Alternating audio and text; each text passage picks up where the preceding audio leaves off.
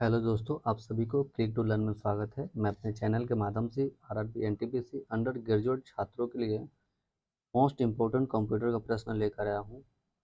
और मैं बिल्कुल ही बेसिक से बताता हूं, हमेशा भी बेसिक से ही बताता था, आज भी बेसिक से बताने वाला हूं। और जितने भी मैं क्वेश्चन करा रहा हूं सभी के सभी टीसीएस के द्वारा पूछा गया क्वेश्चन है। ये 2025 में पूछा गया क्वेश्चन है, तो ये बिल्कुल संभावना बनता है कि जो अंडर ग्रेजुएट का एग्ज़ाम है इसमें भी ज़रूर क्वेश्चन है। इसके पहले हम लोग 8 क्वेश्चन बना चुके हैं, 8 मॉक टेस्ट तक बना चुके हैं। ये मेरा 9 नंबर का मॉक टेस्ट है। अगर आप लोग नहीं देखे हैं तो जाकर मॉक टेस्ट ज़रूर देखिएगा। तो रोज़ की तरह आइए, बिना टाइम लॉस किए हुए चलते हैं क्वेश्चन की तरफ। और आज का जितने भी क्वेश्चन हैं सब के सब ये BSPCL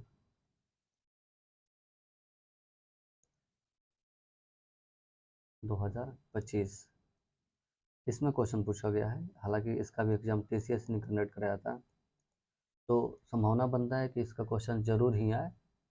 तो आते हैं प्रश्न पर और देखते हैं प्रश्न संख्या 1 पे कि निम्न में से मिलान करना है। मिलान क्या करना है? ये रहा आपका सूची 1 और ये रहा सूची 2। ठीक है, इसमें मिलान क्या करना है कि प्रथम पीढ़ी के कंप्यूटर इधर इधर उसका एग्जाम्पल दिया हुआ है, बताने कि प्रथम पीढ़ी का कंप्यूटर कौन सा है, दूसरा पीढ़ी का कंप्यूटर कौन सा है और तीसरा पीढ़ी का कंप्यूटर कौन सा है। ठीक, यहाँ दिया हुआ है प्रथम पीढ़ी, इधर दिया है ADVSC PDP 11 और IBM 77030। ठीक है, इसमें से देख लेंगे पहले प्रथम पीढ़ी का कंप्यूटर क्या हुआ, और मैं इसका चिप के बारे में बता देता हूँ तुरंत अभी। तो पहले इसको देख लेंगे। प्रथम पीढ़ी का कंप्यूटर जो था इसको बोला जाता था, जैसे कि ये हो जाएगा ए नंबर ADVSC।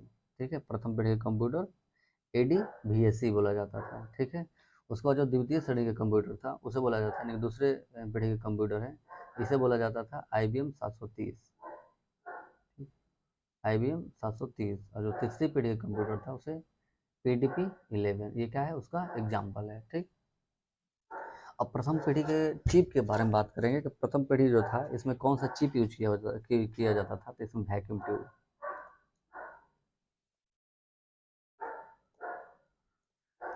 दूसरा पीढ़ी में बात करें तो ट्रांजिस्टर।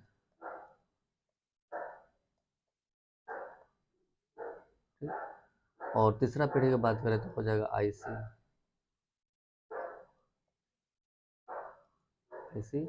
और फोर्थ जनरेशन की बात करें, चौथा जनरेशन में, तो माइक्रो चिप चाहे माइक्रो प्रोसेसर।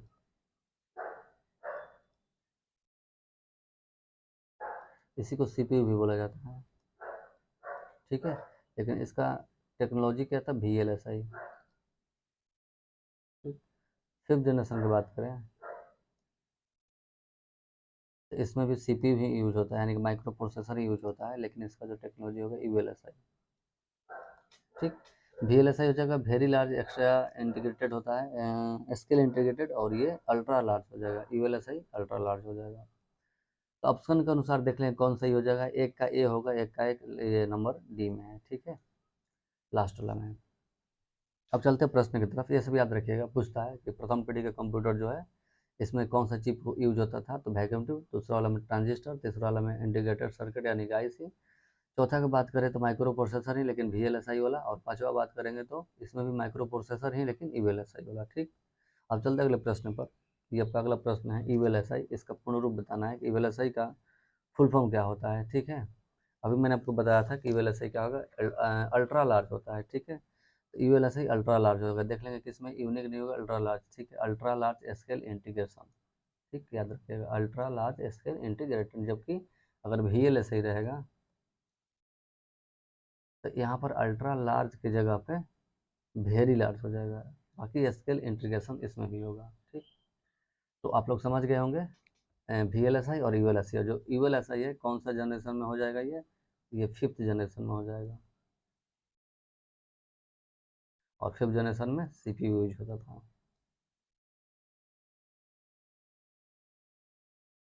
CPU यूज होता था। ठीक, अब चलते हैं प्रश्न संख्या अगला पे कि जो COMS होता है इसका पूर्ण रूप क्या होता है। CMOS का पूर्ण रूप पूछ रहा है। ठीक है, तो जो CMOS का पूर्ण रूप होता है ये होता है कंप्लीमेंट्री मेटल ऑक्साइड सेमीकंडक्टर।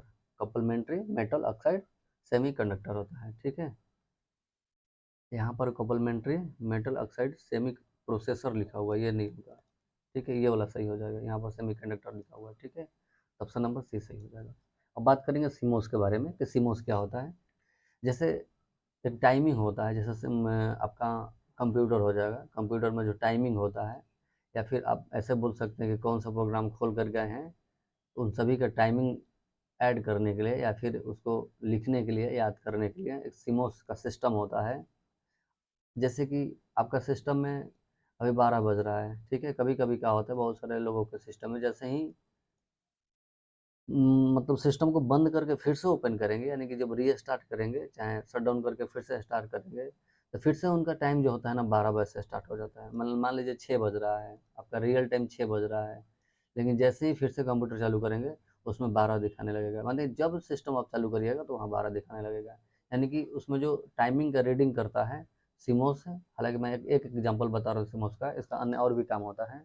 तो सीमोस आपका काम नहीं कर रहा है, काम ना करने के वजह ये भी हो सकता है। अच्छा, यहाँ पर देखिए जो सीमोस का सिस्टम, यहाँ बैटरी लगा हुआ है, ठीक है ना, यहाँ जो बैटरी दिख रहा है ये वाला बैटरी, यही सीमोस बैटरी है, यानी कि यही डेट और टाइम को क्या करता है, रीड करता है। जैसे ये बैटरी खराब हो जाएगा या फिर नहीं रहेगा, तो जब भी आप सिस्टम चालू करिएगा तो आपके कंप्यूटर में 12 ही दिखाएगा, जब भी चालू करिएगा तो 12 ही दिखाएगा, चाहे रियल टाइम कुछ भी हो, ठीक। तो इसका यूज आप लोग समझ गए होंगे। और ये मदरबोर्ड पर लगा होता है, देखिएगा अगर मदरबोर्ड आपके पास होगा तो उसमें देखिएगा ऐसा एक बैटरी लगा होगा, यानी कि समझ जाइएगा ये जो बैटरी है सीमोस का बैटरी है। अब चलते हैं अगले प्रश्न पर। अब अगला प्रश्न है कि डेटा प्रोसेसिंग का सही क्रम क्या है, यानी कि जो डेटा प्रोसेसिंग है ना, इसका सही क्रम बताना है कि सही क्रम क्या है। तो पहला कह रहा है स्टोरेज, पहले ही स्टोरेज तो नहीं होगा। पहले क्या होगा, डेटा को हम लेंगे, इनपुट करेंगे, मतलब कलेक्शन करें चाहे इनपुट करें, या फिर उसे प्रोसेसिंग कराएंगे, प्रोसेसिंग कराने के बाद में उसे आउटपुट करेंगे, आउटपुट कराने के बाद में अगर स्टोरेज करना है तो स्टोरेज कर लेंगे। तो पहले तो स्टोरेज नहीं होगा। आगे कह रहा है कि कलेक्शन, हाँ डेटा को कलेक्शन मतलब संग्रह करना, पहले संग्रह कर लेंगे, उसके बाद में प्रिपरेशन, उसका प्रिपरेशन भी कर लेंगे, मतलब पहले डेटा जो होगा हार्ड कॉपी पे कलेक्शन कर लेंगे, फिर उसे सजा लेंगे कैसे कैसे लिखना है, उसके बाद हम क्या करेंगे, इनपुट करेंगे, अब कंप्यूटर में उसे फीड करेंगे, उसके बाद में क्या होगा, उसका प्रोसेसिंग होगा होगा ठीक है। प्रोसेसिंग के बाद में स्टोरेज, प्रोसेसिंग के बाद में स्टोरेज नहीं, प्रोसेसिंग के बाद में क्या होता है, आउटपुट होता है। मैंने सीपीयू का सिस्टम आपको समझा दिया था। तो प्रोसेसिंग के बाद में क्या होता है, आउटपुट होता है। आउटपुट के बाद ही आप चाहेंगे तो स्टोरेज होगा, नहीं चाहेंगे तो नहीं होगा। इसका 3 काम मैंने समझा दिया था, कौन कौन, एक सीयू था, दूसरा एमयू था और तीसरा एएलयू था, ठीक है, यानी कि कंट्रोल यूनिट, उसके बाद मेमोरी यूनिट, उसके बाद में अर्थमेटिकल एंड लॉजिकल यूनिट। और अर्थमेटिकल एंड लॉजिकल यूनिट का ही काम है क्या करना है, कैलकुलेशन करना, प्रोसेसिंग करना। तो अगर आप नहीं जानते हैं तो जाकर पीछे वाला वीडियो देखिएगा, उसमें मैं बता चुका हूँ। तो अगला कह रहा है कि स्टोरेज, स्टोरेज पहले नहीं होगा, उसके बाद कलेक्शन, ठीक है, यहाँ तक प्रिपरेशन, हाँ प्रिपरेशन। अच्छा, कलेक्शन का मतलब डेटा को क्या बोलेंगे, पहले डेटा को एग्जीक्यूट करेंगे, ठीक है, उसके बाद प्रिपरेशन करेंगे कॉपी पे ही, कि हाँ उसे कहाँ लिखना है, कैसे लिखना है। उसके बाद में जब लिख लेंगे तो कंप्यूटर में उसे फीड करेंगे, यानी कि इनपुट देंगे। उसके बाद में प्रोसेसिंग होगा, कंप्यूटर में प्रोसेसिंग और प्रोसेसिंग के बाद में आउटपुट होगा, यानी कि आपको डिस्प्ले पे दिखाई देगा प्रोसेसिंग के बाद में। अगर आपको आउटपुट के बाद में स्टोरेज करना चाहते हैं, यानी कि सेव करना चाहते हैं डॉक्यूमेंट को, कहाँ पे, एसएसडी में या फिर एचडीडी में, ठीक है, तो आप सेव कर सकते हैं। तो इसका सही क्रम ऑप्शन नंबर डी हो जाएगा, ठीक है। देख लीजिए किस लेवल का क्वेश्चन टीसीएस पूछ रहा है, तो आपको ऐसे क्वेश्चन पढ़कर जाना होगा, ठीक। और ये क्वेश्चन आप ध्यान में रखिएगा, दोबारा आने की संभावना जरूर है। अब चलते हैं अगले प्रश्न पे। कह रहा है कि कैश मेमोरी जो होता है अत्यंत तेज स्टैटिक डैश की छोटी मात्रा है और यह डैश के पास स्थित होता है। यानी जो कैश मेमोरी होता है अत्यंत तेज होता है, ठीक है ना, अत्यंत तेज है। उसके बाद छोटी मात्रा है, किसका छोटी मात्रा है, मुझे इस ऑप्शन में से बताना है। और यह डैश के पास होता है, मतलब किसके पास होता है ये बताना है, ठीक। चलते हैं ऑप्शन के द्वारा। ऑप्शन पे कह रहा है कि कैश मेमोरी अत्यंत तेज स्टैटिक, स्टैटिक क्या होता है, स्टैटिक रैम होता है, ठीक है ना, और डायनेमिक रैम होता है। तो स्टैटिक हो चाहे डायनेमिक हो, और रैम की बात कर रहा है, रैम की छोटी मात्रा है, ठीक है, और यह के पास स्थित होता है। मैं कैश मेमोरी के बारे में आपको बता भी दिया था, कैश मेमोरी होता कहाँ है और इसका काम क्या है कैश मेमोरी का, ठीक है ना। मैं फिर से बोल रहा हूँ, कैश मेमोरी मतलब वैसे डेटा को अपने पास रखता है जो सिस्टम को अति आवश्यक है, मतलब जल्द चाहिए, जो रैम से लेने में थोड़ा टाइम लग जाएगा या फिर रोम से लेने में थोड़ा टाइम लग जाएगा, लेकिन जो कैश मेमोरी है ना, कैश मेमोरी से डेटा को जो बहुत जल्दी ही ट्रांसफ़र करता है, ठीक है, बहुत जल्दी ही एक्सेस कर लेता है। तो वैसे डेटा कैश मेमोरी अपने पास रखता है जैसे सिस्टम को बहुत अति आवश्यक है, ज़रूरी है, ठीक है। और ये रहता कहाँ है, तो सीपीयू के पास ही रहता है, ठीक। यहाँ तक तो हो गया। कह रहा है कि यह एक किसके पास स्थित होता है, तो सीपीयू के पास स्थित होता है, यह सीपीयू के पास स्थित होता है, ठीक है। अगर आप पीछे वाला वीडियो देख लें होंगे मेरा, तो अगर आप जो एग्ज़ाम लिया था, अगर इसमें आप बैठिएगा तो बहुत ही अच्छा स्कोर करिएगा, क्योंकि ये सब सारा क्वेश्चन मैंने बता चुका हूँ पीछे। जो एनटीपीसी का पीवाईक्यू है, जो एनटीपीसी का पीवाईक्यू है, ये लगभग 9-10 पार्ट में बना हुआ है, ठीक है। यानी कि लगभग ये 8 से 9 घंटा का हो जाएगा, और ये 8 से 9 घंटा देखने के बाद में मुझे नहीं लगता कि आपसे कंप्यूटर का कोई भी क्वेश्चन पूछेगा, क्योंकि इतना टाइम लेकर कोई नहीं बताया है।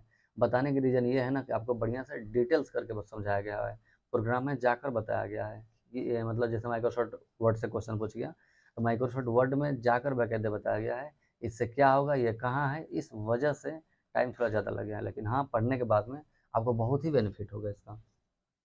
तो इसका सही ऑप्शन क्या हो जाएगा, पहले रैम उसके बाद सीपीयू, पहले रैम सीपीयू, पहले ऑप्शन ए वाला सही हो जाएगा, ठीक।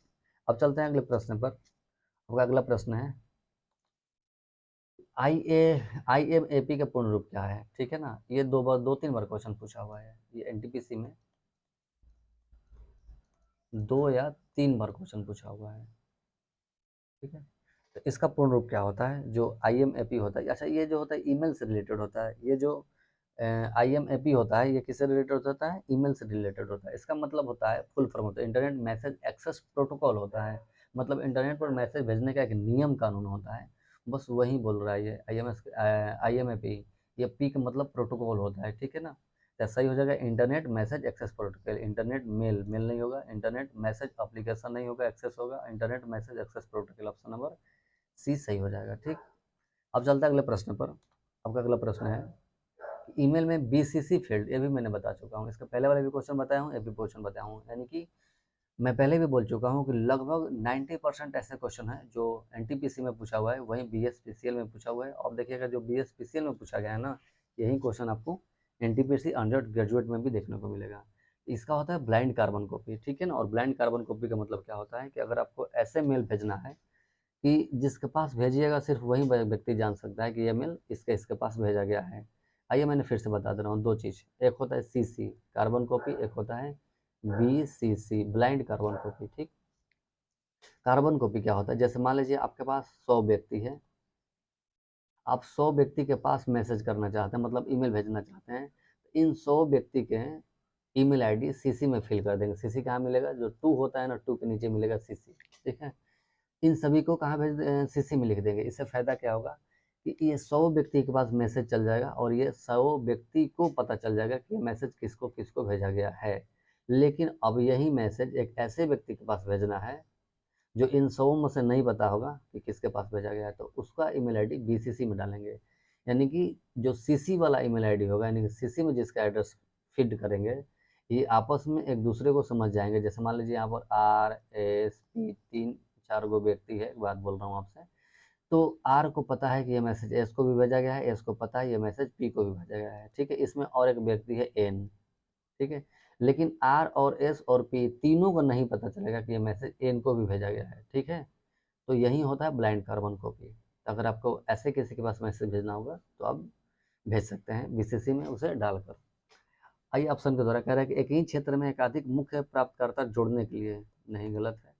ईमेल के महत्व को इंगित करने के लिए, ईमेल के महत्व के लिए भी इंगित नहीं, गलत है। मतलब मैं जो अभी बताया हूँ इससे रिलेटेड कुछ ना कुछ ऑप्शन में होना चाहिए, ठीक है। आगे कह रहा है कि अन्य प्राप्तकर्ताओं के पते बताए बिना ईमेल की प्राप्ति या भेजना, हाँ। जो अन्य रिसीवर है, प्राप्तकर्ता मतलब रिसीवर, जो अन्य रिसीवर है उसको बताए बिना कि ईमेल किसके किसके पास भेजा गया है, ये ईमेल के भेज देना, ठीक है ना। इन सभी को नहीं बताना है कि किसके किसके पास गया है, लेकिन इसके पास भी भेज भी देना है, ठीक है। तो ये ऑप्शन नंबर सी हो जाएगा। अच्छा, ईमेल फाइल को संलग्न करना, नहीं, संलग्न मतलब अटैच करने की बात कर रहा है, तो ये भी नहीं होगा, ऑप्शन नंबर सी सही हो जाएगा। ये रहा आपका अगला क्वेश्चन कि जो बायोस होता है निम्न में से किसका हिस्सा होता है। BIOS binary input output system इसका फुल फॉर्म होता है, या फिर बेसिक भी होता है, इनपुट आउटपुट सिस्टम,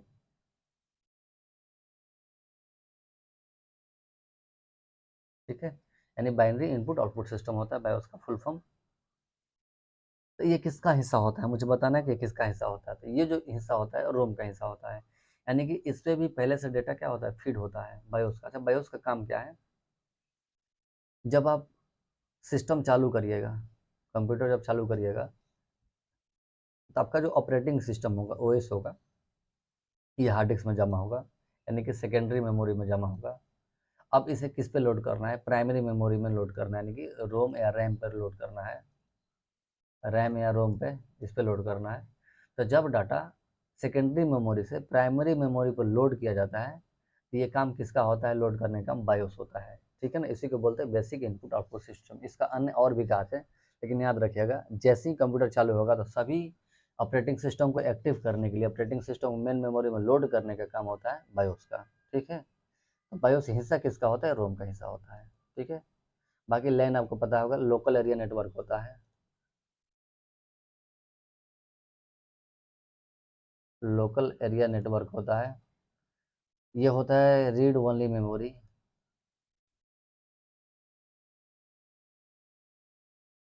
वन होता है wide area network.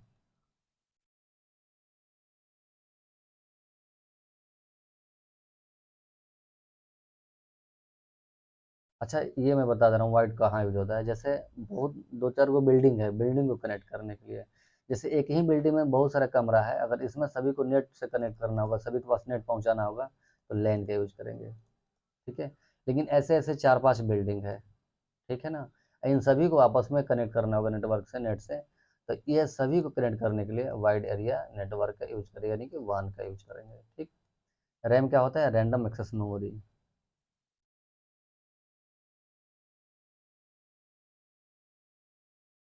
Access memory. ठीक है, अब चलते अगले प्रश्न पर। आपका अगला प्रश्न है कि एसक्यूएल का विस्तृत रूप क्या है। ठीक है, जो एसक्यूएल होता है इसका विस्तृत रूप क्या होता है, ये बताना है। ठीक है, तो इसका विस्तृत रूप होता है कि स्ट्रक्चर क्यूरी लैंग्वेज होता है। ठीक है ना, स्ट्रक्चर क्यूरी लैंग्वेज होता है। बाकी बात करेंगे एक्सक्यूएल के बारे में, तो ये एक प्रकार का सर्वर मशीन में होता है। आप एक्सेल जब पढ़िएगा, ठीक है, तो एक्सेल में भी आपको एक्सटर्नल डाटा का ऑप्शन होता है, डेटा मेनू में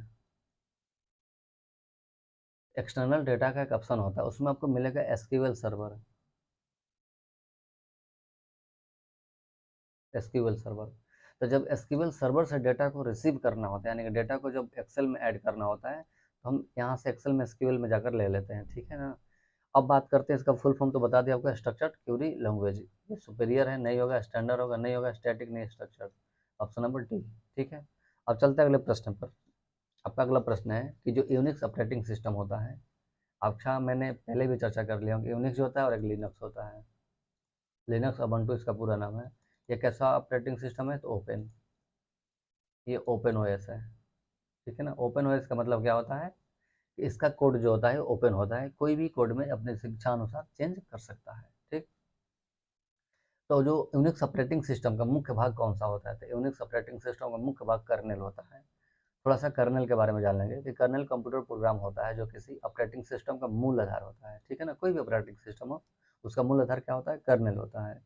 उपयोगकर्ता को सिस्टम बनाने वाले हार्डवेयर और सॉफ्टवेयर घटकों का पूर्ण नियंत्रण प्रदान करता है, यानी कि जो हार्डवेयर होता है और सॉफ्टवेयर होता है उन दोनों पर नियंत्रण प्रदान करता है। कर्नेल उन महत्वपूर्ण प्रक्रियाओं के बीच टकराव को रोकने में मदद करता है जो सिस्टम के सुचारू संचालन के लिए आवश्यक है। ठीक है, ये रहा कर्नल। अब चलते अगले प्रश्न पर। आपका अगला प्रश्न है कि जो पीसीबी का पूर्ण रूप क्या है, ये भी पहले बहुत बार क्वेश्चन आया हुआ है। ठीक है, इसका पूर्ण रूप क्या होता है, तो इसका होता है पोर्टेबल सर्किट बोर्ड। देख लेंगे, प्रिंटेड सर्किट बोर्ड होता है, पोर्टेबल है सॉरी। प्रोसेसर कंट्रोल बोर्ड नहीं होगा, printed circuit board, option number B. क्या होता है, प्रिंटेड सर्किट बोर्ड होता है। और ये जो फिगर दिखाई दे रहा है, मतलब अगर ऐसे किट आपको कहीं भी दिख रहा होगा, कोई भी हो, ऐसा किट प्रकार का दिख रहा होगा, तो ये क्या है, पीसीबी है। जरूरी नहीं कि ये सब जहाँ जहाँ लगा है वही वहीं लगा हो, दूसरे जगह भी लग सकता है, लेकिन इस प्रकार का अगर बोर्ड दिखाई दे रहा है, इस बोर्ड को बोलेंगे पीसीबी प्रिंटेड सर्किट बोर्ड बोला जाता है। ठीक है, अब चलता है अगले प्रश्न पर। आपका अगला प्रश्न है कि पावर पॉइंट में जो एलिप्स मोशन होता है एक पूर्व निर्धारित डैश है, क्या है। अच्छा, मोशन आप लोग समझ में आ गया होगा, जो गति होता है, जो बोल सकते हैं, आपको मैं डायरेक्ट ही बोल दे रहा हूँ, जो एनिमेशन होता है ना, एनिमेशन क्या होता है, ये पहले से पूर्व निर्धारित रहता है एनिमेशन। जैसे यहाँ पर नाम लिखा रहेगा, एनिमेशन का लिस्ट है ये, ठीक। जैसे मान लीजिए यहाँ पर कोई वर्ड लिखा हुआ है,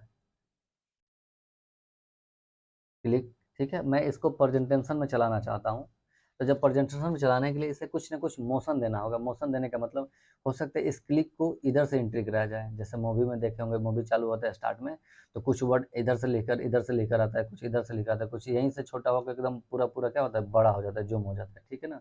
तो मैंने अभी जो प्रक्रिया बता रहा हूँ कि इधर से एंट्री या फिर यहीं से जूम करना है, इस प्रक्रिया को एनिमेशन बोलते हैं। यानी कि मोशन में किधर से उसको मोशन में लाना है, ठीक है। तो इस प्रक्रिया को क्या बोलते हैं हम लोग, एनिमेशन बोलते हैं, एनिमेटेड करना उसे, ठीक है। तो पावर पॉइंट में इलिप्स मोशन एक प्रकार का पूर्व निर्धारित क्या है, इमोशन स्कीम है, सॉरी एनिमेशन इमोशन है, सॉरी एनिमेशन स्कीम होता है, कलर स्कीम नहीं, डिजाइन स्कीम नहीं, क्या हो जाएगा ये एनिमेशन स्कीम हो जाएगा। अब चलते हैं अगले प्रश्न पर। आपका अगला प्रश्न है कि एम एस एक्सेस में ड्रॉप डाउन, जो ड्रॉप डाउन लिस्ट बनाने के लिए किसका उपयोग किया जाता है। देखिए इस बार क्वेश्चन एम एस एक्सेस से भी पूछ दिया है, ये TCS ही पूछा हुआ है। ये जो एम एस ऑफिस होता है, इसी का भाग होता है एम एस एक्सेस। हालांकि इसका और भी भाग होता है, मेनली भाग इसका हो जाएगा वर्ड, माइक्रोसॉफ्ट वर्ड, जिसे इसे एम एस वर्ड बोला जाता है। उसके बाद एम एस एक्सेल होता है, उसके बाद एम एस पावर पॉइंट होगा,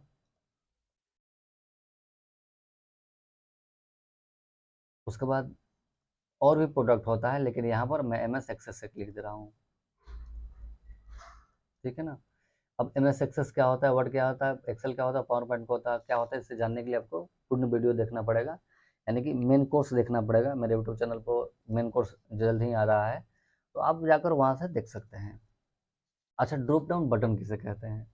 जैसे मान लीजिए ये एम एस ऑफिस में लिखा हुआ है,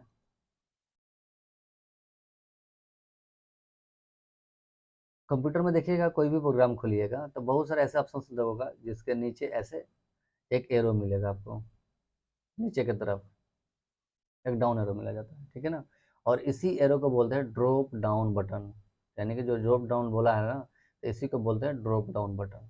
नीचे की तरफ एक एरो मिलेगा, ठीक है, और इसी को बोलते हैं ड्रॉप डाउन बटन। कह रहा है कि एम एस एक्सेल में ड्रॉप डाउन लिस्ट बनाने के लिए किसका उपयोग किया जाता है, उसके बारे में मुझे बताना है किसका उपयोग किया जाता है। तो ओनली ऑब्जेक्ट का उपयोग नहीं, इसे मतलब बोलते हैं लुकअप विजार्ड, ठीक है ना। जो ड्रॉप डाउन बटन होता है ना, इसको बनाने के लिए आपको लुकअप विजार्ड में जाना होगा, तो इसका सही ऑप्शन नंबर बी हो जाएगा, लुकअप विजार्ड। अब चलता है अगले प्रश्न पर। अगला प्रश्न है कि निम्न में से कौन सा कथन सत्य है, सही बताना है कि इनमें से कौन सा सही है, ठीक है। आते हैं देखते हैं कौन सही है। कह रहे हैं कि एम एस वर्ड 365 में ट्रैक चेंज की सुविधा है। हाँ, ट्रैक चेंज की सुविधा है, और ट्रैक चेंज की इससे होता क्या है, थोड़ा सा ले लीजिएगा, बेसिक में बता दे रहा हूँ। जैसे मान लीजिए इसमें आप कुछ लिख कर चले गए हैं, मतलब लिख दिए हैं, डॉक्यूमेंट ओपन है, ठीक। आप क्या किए हैं, ट्रैक चेंज होता है ना, ये ट्रैक चेंज को ऑन कर दिया है। मान लीजिए आपके बगल में कोई साथी बैठा था, आपके डॉक्यूमेंट में छेड़छाड़ कर दिया है, जैसे कुछ डिलीट कर दिया है, कुछ नया ऐड कर दिया है, ठीक है।